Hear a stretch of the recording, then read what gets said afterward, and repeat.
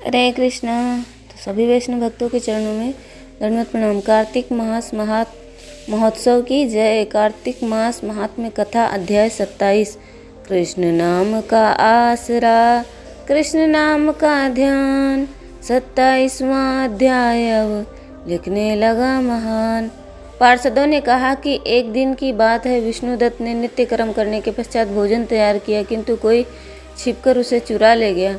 विष्णुदत्त ने देखा भोजन नहीं है, परंतु उन्होंने दोबारा भोजन नहीं बनाया, क्योंकि ऐसा करने पर सायंकाल की पूजा के लिए उन्हें अवकाश नहीं मिलता। अतः प्रतिदिन का नियम भंग हो जाने का भय था। दूसरे दिन पुनः उसी समय पर भोजन बनाकर वे ज्यों ही भगवान विष्णु को भोग अर्पण करने के लिए गए, त्यों ही किसी ने आकर फिर से सारा भोजन हड़प लिया। इस प्रकार 7 दिनों तक लगातार कोई उनका भोजन चुरा कर ले जाता रहा। इससे विष्णुदत्त को बड़ा विस्मय हुआ। वे मन ही मन इस प्रकार विचार करने लगे, अहो, कौन प्रतिदिन आकर मेरी रसोई चुरा ले जाता है? यदि दोबारा रसोई बनाकर भोजन करता हूँ तो सायंकाल की पूजा छूट जाती है। यदि रसोई बनाकर तुरंत ही भोजन कर लेना उचित हो तो मुझसे यह न होगा, क्योंकि भगवान विष्णु को सब कुछ अर्पण किए बिना कोई भी वैष्णव भोजन नहीं करता। आज उपवास करते मुझे 7 दिन हो गए। इस प्रकार मैं व्रत में कब तक स्थिर रह सकता हूँ? अच्छा, आज मैं रसोई की भली भांति रक्षा करूँगा। ऐसा निश्चय करके भोजन के पश्चात वे वहीं कहीं छिपकर खड़े हो गए। इतने में ही उन्हें एक चांडाल दिखाई दिया, जो रसोई का अन्न हरकर जाने के लिए तैयार खड़ा था। भूख के मारे उसका सारा शरीर दुर्बल हो गया था। मुख पर दीनता छा रही थी। शरीर में हाड़ और चाम के सिवा कुछ शेष नहीं बचा था। उसे देखकर श्रेष्ठ ब्राह्मण विष्णुदत्त का हृदय करुणा से भर आया। उन्होंने भोजन चुराने वाले चंडाल की ओर देखकर कहा, भैया जरा ठहरो ठहरो, क्यों रूखा सूखा खाते हो? यह घी तो ले लो। इस प्रकार कहते हुए विप्र और विष्णुदत्त को आते देख ब्रज चंडाल भय के मारे बड़े वेग से भागा और कुछ ही दूरी पर मूर्छित होकर गिर पड़ा। चांडाल को भयभीत और मूर्छित देख द्विजश्रेष्ठ विष्णुदत्त बड़े वेग से उसके समीप आए और दयावश अपने वस्त्र से के छोर से उसको हवा करने लगे। तदनंतर जब वह उठकर खड़ा हुआ तो विष्णुदत्त ने देखा कि वह चांडाल नहीं, बल्कि साक्षात नारायण ही शंख चक्र और गदा धारण किए सामने उपस्थित हैं। अपने प्रभु को साक्षात प्रत्यक्ष देखकर विष्णुदत्त सात्विक भावों के वशीभूत हो गए।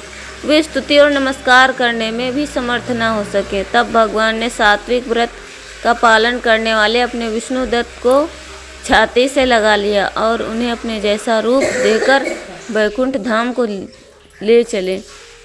उस समय यज्ञ में दीक्षित हुए राजा चोल ने देखा विष्णुदत्त एक श्रेष्ठ विमान पर बैठकर भगवान विष्णु के समीप जा रहे हैं। विष्णुदत्त को वैकुंठ में जाते देख राजा ने शीघ्र ही अपने गुरु महर्षि मुद्गल को बुलाया और इस प्रकार कहना आरंभ किया कि जिसके साथ स्पर्धा करके मैंने इस यज्ञ दान आदि कर्म का अनुष्ठान किया, वह ब्राह्मण आज भगवान विष्णु का रूप धारण करके मुझसे पहले ही वैकुंठ धाम को जा रहा है। मैंने इस वैष्णव धाम में भली भांति दीक्षित होकर अग्नि में हवन किया था, दान आदि के द्वारा ब्राह्मणों को मनोरथ किया था, तथापि अभी तक विष्णु मुझ पर प्रसन्न नहीं हुए। इस विष्णुदत्त को केवल भक्ति के ही कारण श्रीहरि ने प्रत्यक्ष दर्शन दिया। अतः जान पड़ता है कि भगवान विष्णु केवल दान और यज्ञों से ही नहीं प्रसन्न होते, उन प्रभु का दर्शन कराने में भक्ति ही प्रधान कारण है। दोनों पार्षदों ने कहा कि इस प्रकार कहकर राजा ने अपने भांजे को राज सिंहासन पर अभिषिक्त कर दिया। वे बचपन से ही यज्ञ की दीक्षा लेकर उसी संलग्न रहते थे, इसीलिए उन्हें कोई पुत्र नहीं था। यही कारण था कि उस देश में अब तक भांजे ही राज्य के उत्तराधिकारी होते हैं। भांजे को राज्य देकर राजा यज्ञशाला में गए और यज्ञ कुंड के सामने खड़े होकर भगवान विष्णु को संबोधित करते हुए 3 बार उच्चारण कर स्वर में निम्नांकित वचन बोले, भगवान विष्णु, आप मुझे मन, वाणी, शरीर और क्रिया द्वारा होने वाला अविचल भक्ति प्रदान कीजिए। इस प्रकार कहकर वे सबके देखते देखते अग्निकुंड में कूद पड़े। बस उसी क्षण भक्त वत्सल भगवान विष्णु अग्निकुंड में प्रकट हो गए। उन्होंने राजा को छाती से लगाकर एक और श्रेष्ठ विमान बिठाया और उन्हें अपने साथ लेकर वैकुंठ को प्रस्थान किया। नारद जी बोले, हे राजन, जो विष्णुदत्त हैं वे तो पुण्यशील नाम से प्रसिद्ध भगवान के पार्षद, और जो राजा चोल थे उनका नाम सुशील हुआ। इन दोनों को अपने साथ समान रूप देकर भगवान लक्ष्मीपति ने अपना द्वारपाल बना लिया।